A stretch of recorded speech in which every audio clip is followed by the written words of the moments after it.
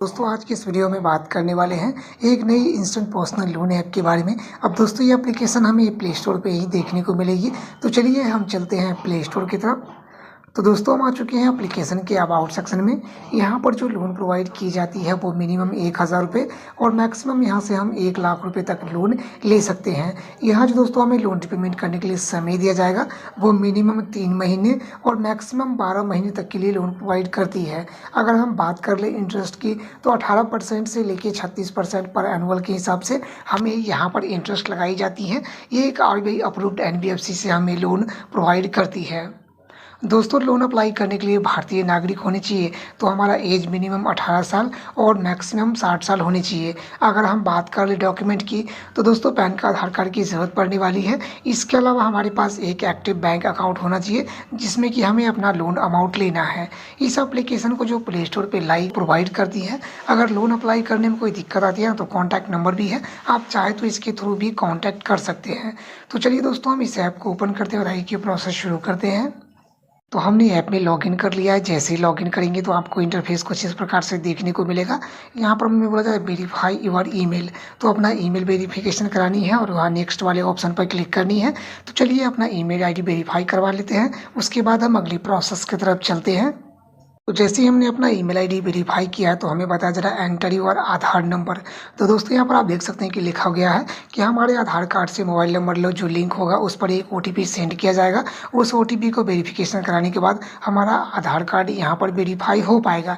यानी हमारे आधार कार्ड से मोबाइल नंबर लिंक होना चाहिए, तभी इस एप्लीकेशन में हमारा प्रोसेस जो है वो पूरा हो पाएगा। तो चलिए अपना आधार कार्ड यहाँ वेरीफाई करवा लेते हैं, उसके बाद हम अगली प्रोसेस की तरफ चलते हैं।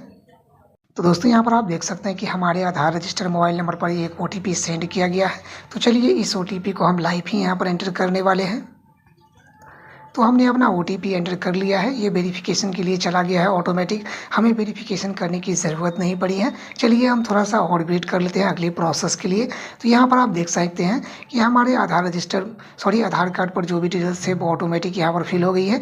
जैसे कि हमारा नाम, जेंडर, डेट ऑफ बर्थ, हमारे घर का कंप्लीट एड्रेस। इसके अलावा हमारे आधार कार्ड पर जो फ़ोटो थी ना वो भी हमें यहाँ पर देखने को मिल रही है। चलिए इसे हम नेक्स्ट वाले ऑप्शन पर क्लिक करते हैं।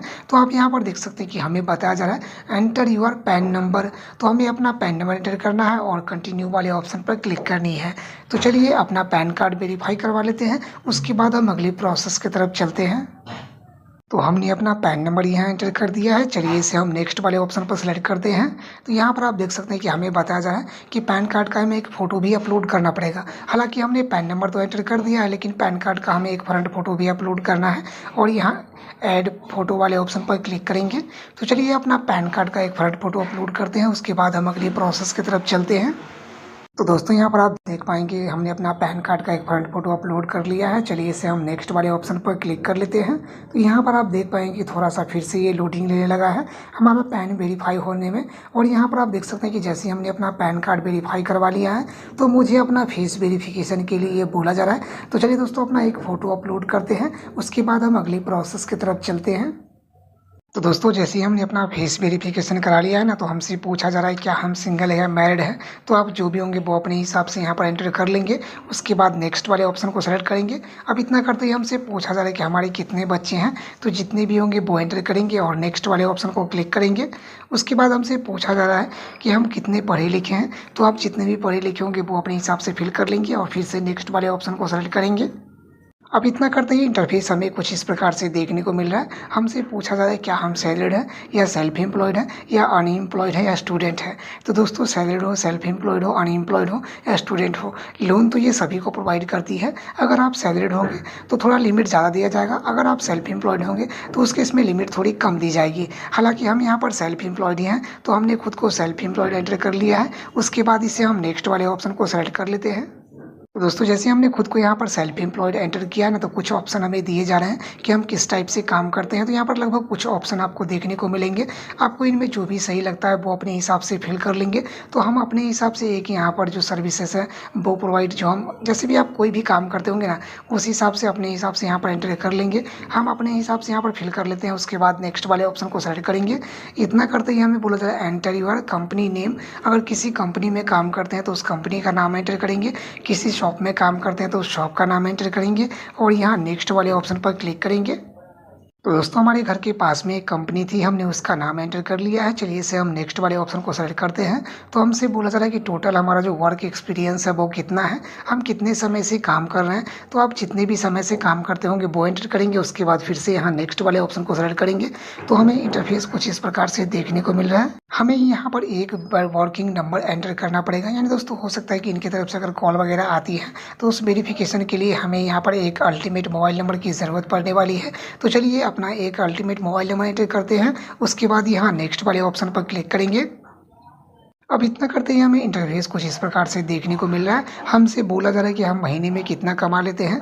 तो आप अपने हिसाब से जितना भी कमा लेते होंगे वो फिल कर लेंगे। हमने अपने हिसाब से एंटर कर लिया है। उसके बाद इसे हम नेक्स्ट वाले ऑप्शन को सेलेक्ट करते हैं। अब हमसे पूछा जा रहा है कि हमारी जो इनकम है वो किस डेट को हमारे पास आती है। तो आपकी इनकम जो है ना जिस डेट को आती होगी वो अपने हिसाब से फिल कर लेंगे। जैसे कि हमने अपने हिसाब से यहाँ पर एंटर कर लिया है। उसके बाद इसे हम नेक्स्ट वाले ऑप्शन को सेलेक्ट करते हैं। तो यहाँ पर आप देख सकते हैं कि हमें बताया जा रहा है अपलोड योर डॉक्यूमेंट, यानी दोस्तों हमने खुद को यहाँ पर सेल्फ एम्प्लॉयड एंटर किया है। फिर भी इस एप्लीकेशन के द्वारा हमसे इनकम प्रूफ के रूप में बैंक स्टेटमेंट पूछे जा रहे हैं। तो चलिए हमारे पास जो एक नॉर्मल सा बैंक स्टेटमेंट है उसे हम अपलोड करेंगे और यहाँ नेक्स्ट वाले ऑप्शन को सेलेक्ट कर लेंगे।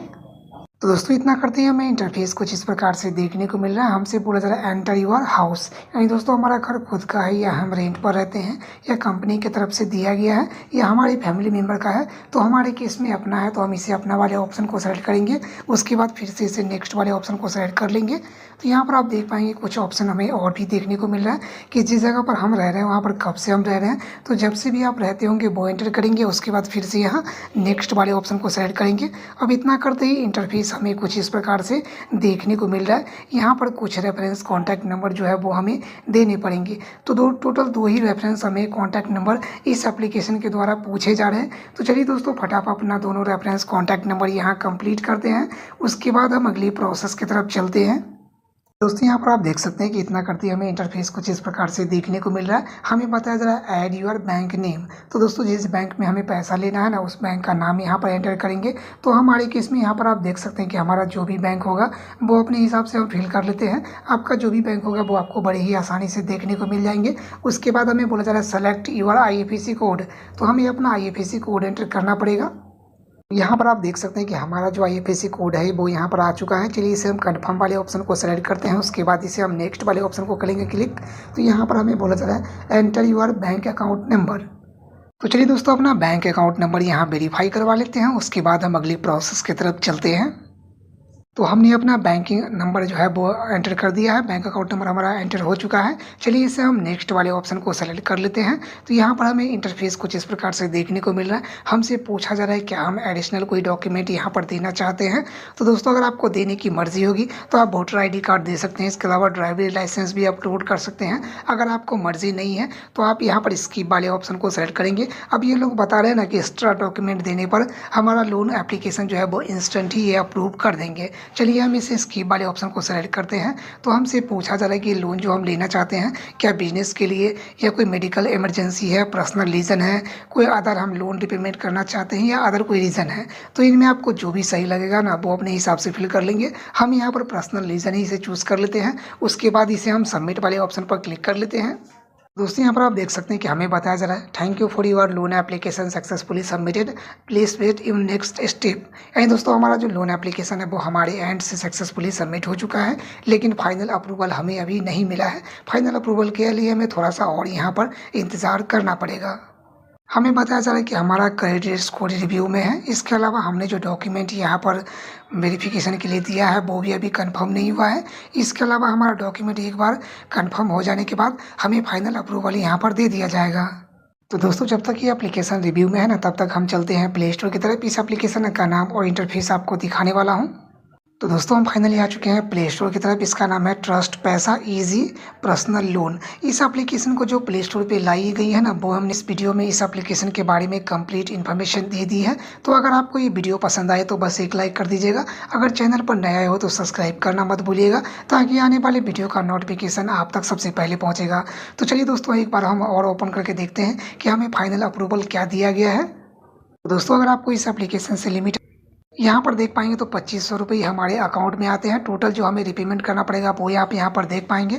टोटल जो रिपेमेंट अमाउंट है वो 2889 रुपये की। यहाँ पर समय की अगर हम बात कर लें तो सिर्फ़ और सिर्फ 10 दिनों के लिए हमें इस लोन एप्लीकेशन के द्वारा समय यहाँ पर दिया जाता है। चार्जेस के वगैरह में बताया जा रहा है कि 25 रुपये जो है वो इंटरेस्ट लगाई गई है। यहाँ पर अकाउंट मर्चेंट फ़ीस जो है वो 300 रुपये है।